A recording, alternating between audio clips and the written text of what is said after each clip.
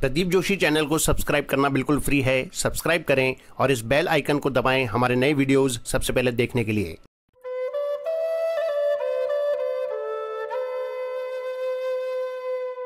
स्वामी रामसुखदास जी महाराज को शत शत नमन। आज का विषय है तत्व ज्ञान क्या है। महाराज जी के शब्दों में, तत्व ज्ञान सबसे सरल है, सबसे सुगम है और सबके प्रत्यक्ष अनुभव की बात है। तात्पर्य है कि इसको करने में, समझने में और पाने में कोई कठिनता है ही नहीं।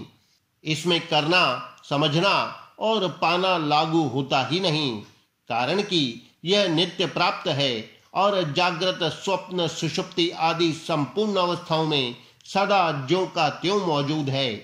तत्व ज्ञान जितना प्रत्यक्ष है उतना प्रत्यक्ष यह संसार कभी नहीं है। तात्पर्य है कि हमारे अनुभव में तत्व ज्ञान जितना स्पष्ट आता है उतना स्पष्ट संसार नहीं आता। इस बात को इस प्रकार समझना चाहिए। जीव अनेक योनियों में जाता है। वह कभी मनुष्य बनता है, कभी पशु पक्षी बनता है, कभी देवता बनता है, कभी राक्षस बनता है, कभी असुर बनता है, कभी भूत प्रेत पिशाच बनता है। तो शरीर वही नहीं रहता, पर जीव स्वयं सत्ता रूप से वही रहता है। स्वभाव वही नहीं रहा, आदत वही नहीं रही, भाषा वही नहीं रही, व्यवहार वही नहीं रहा, लोक अर्थात स्थान वही नहीं रहा, समय वही नहीं रहा। सब कुछ बदल गया, पर स्वयं की सत्ता नहीं बदली। अगर सत्ता वही नहीं रहेगी तो तरह तरह के नाम तथा रूप कौन धारण करेगा। इसलिए गीता में आया है, भूत ग्रामः स एवायम भूत्वा भूत्वा प्रलीयते। वही यह प्राणी समुदाय उत्पन्न हो होकर लीन होता है। जो उत्पन्न हो होकर लीन होता है वह शरीर है, और जो वही रहता है वह जीव का असली स्वरूप अर्थात चिन्मय सत्ता अर्थात होनापन है। यह आत्मज्ञान का वर्णन हुआ। अब परमात्म ज्ञान का वर्णन किया जाता है। सृष्टि मात्र में है के समान कोई सार चीज है ही नहीं। लोक परलोक, 14 भुवन, 7 द्वीप, 9 खंड आदि जो कुछ है उसमें सत्ता अर्थात है एक ही है। यह सब संसार प्रतिक्षण बदलता है, इतनी तेजी से बदलता है कि इसको 2 बार नहीं देख सकते। जैसे नया मकान कई वर्षों के बाद पुराना हो जाता है तो वह प्रतिक्षण बदलता है, तभी पुराना होता है। इस प्रतिक्षण बदलने को ही भूत, भविष्य, वर्तमान, उत्पत्ति, स्थिति, प्रलय, सत्य, त्रेता, द्वापर, कलयुग आदि नामों से कहते हैं। प्रतिक्षण बदलने पर भी यह हमें है रूप से इसलिए दिखता है कि हमने इस बदलने वाले के ऊपर है अर्थात परमात्मा तत्व का आरोप कर लिया कि यह है। वास्तव में यह है नहीं, प्रत्युत है में ही यह सब है। यह तो निरंतर बदलता है, पर है ज्यों का त्यों रहता है। जितना प्रत्यक्ष है उतना यह संसार प्रत्यक्ष नहीं है। जो निरंतर बदलता है वह प्रत्यक्ष कहाँ है इतना प्रत्यक्ष है कि यह कभी बदलता नहीं, कभी बदलेगा नहीं, कभी बदल सकता नहीं, बदलने की कभी संभावना ही नहीं। इसलिए गीता में आया है, ना सतो विद्यते भावो, ना भावो विद्यते सतः। असत का भाव अर्थात सत्ता विद्यमान नहीं है और सत का अभाव विद्यमान नहीं है। तात्पर्य है कि जो निरंतर बदलता है उसका भाव कभी नहीं हो सकता, और जो कभी नहीं बदलता उसका अभाव कभी नहीं हो सकता। नहीं कभी है नहीं हो सकता, और है कभी नहीं हो सकता।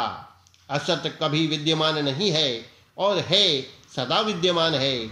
जिसका अभाव है उसी का त्याग करना है, और जिसका भाव है उसी को प्राप्त करना है। इसके सिवाय और क्या बात हो सकती है को स्वीकार करना है और नहीं को अस्वीकार करना है। यही वेदांत है, वेदों का खास निष्कर्ष है। जो सत्ता अर्थात है वह सत है, उसका जो ज्ञान है वह चित्त अर्थात चेतन है, तथा उसमें जो दुख संताप विक्षेप का अत्यंत अभाव है वह आनंद है। सत के साथ ज्ञान और ज्ञान के साथ आनंद स्वतः भरा हुआ है। ज्ञान के बिना सत जड़ है और सत के बिना ज्ञान शून्य है। किसी भी बात का ज्ञान होते ही एक प्रसन्नता होती है, यह ज्ञान के साथ आनंद है। परमात्म तत्व सत चित्त आनंद स्वरूप है। वह सच्चिदानंद परमात्म तत्व है रूप से सब जगह ज्यों का त्यों परिपूर्ण है। साधक को सत और चित्त अर्थात चेतन की तरफ विशेष ध्यान देना चाहिए। सत का स्वरूप है सत्ता मात्र और चित्त का स्वरूप है ज्ञान मात्र। उत्पत्ति का आधार होने से यह सत्ता अर्थात सत है तथा प्रतीति का प्रकाशक होने से यह ज्ञान अर्थात चित्त है।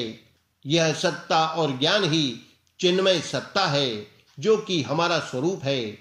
जैसे सुषुप्ति में अनुभव होता है कि मैं बड़े सुख से सोया अर्थात मैं तो था ही, यह सत्ता है और मुझे कुछ भी पता नहीं था, यह ज्ञान है। तात्पर्य है कि सुषुप्ति में अपनी सत्ता तथा अहम के अभाव का मुझे कुछ भी पता नहीं था इसका ज्ञान रहता है। जैसे आंख से सब वस्तुएं दिखती हैं पर आंख से आंख नहीं दिखती, अतः यह कह सकते हैं कि जिससे सब वस्तुएं दिखती हैं वही आंख है। ऐसे ही जिसको अहम के भाव और अभाव का ज्ञान होता है वही चिन्मय सत्ता अर्थात स्वरूप है। उस चिन्मय सत्ता के अभाव का ज्ञान कभी किसी को नहीं होता। चित्त ही बुद्धि में ज्ञान रूप से आता है और भौतिक जगत में अर्थात नेत्रों के सामने प्रकाश रूप से आता है। बुद्धि में जानना और न जानना रहता है तथा नेत्रों के सामने प्रकाश और अंधेरा रहता है। जैसे संपूर्ण संसार की स्थिति एक सत्ता के अंतर्गत है, ऐसे ही संपूर्ण पढ़ना, सुनना, सीखना, समझना आदि एक ज्ञान के अंतर्गत है। ये सत और चित्त सबके प्रत्यक्ष हैं, किसी से भी छिपे हुए नहीं हैं।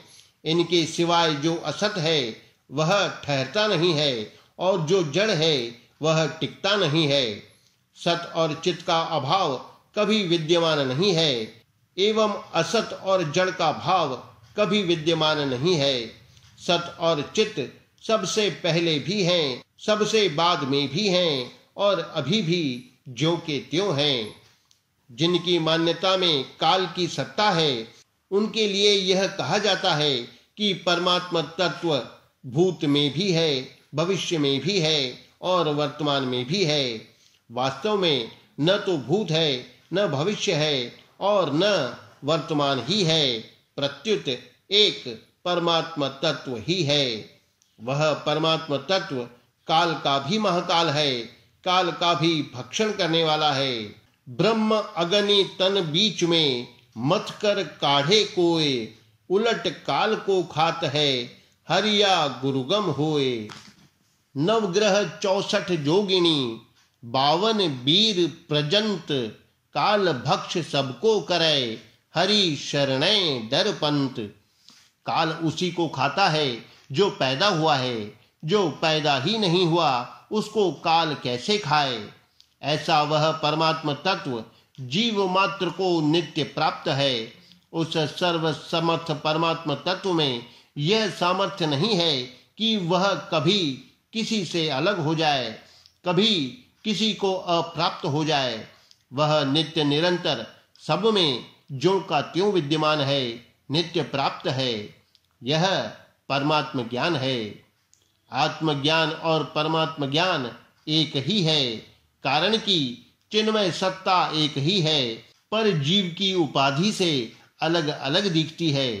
भगवान कहते हैं, ममय वांशो जीवलोके जीव भूतः सनातनः। इस संसार में जीव बना हुआ आत्मा सदा से मेरा ही अंश है। प्रकृति के अंश अहम को पकड़ने के कारण ही यह जीव अंश कहलाता है। अगर यह अहम को न पकड़े तो एक सत्ता ही सत्ता है। सत्ता अर्थात होनेपन के सिवाय सब कल्पना है।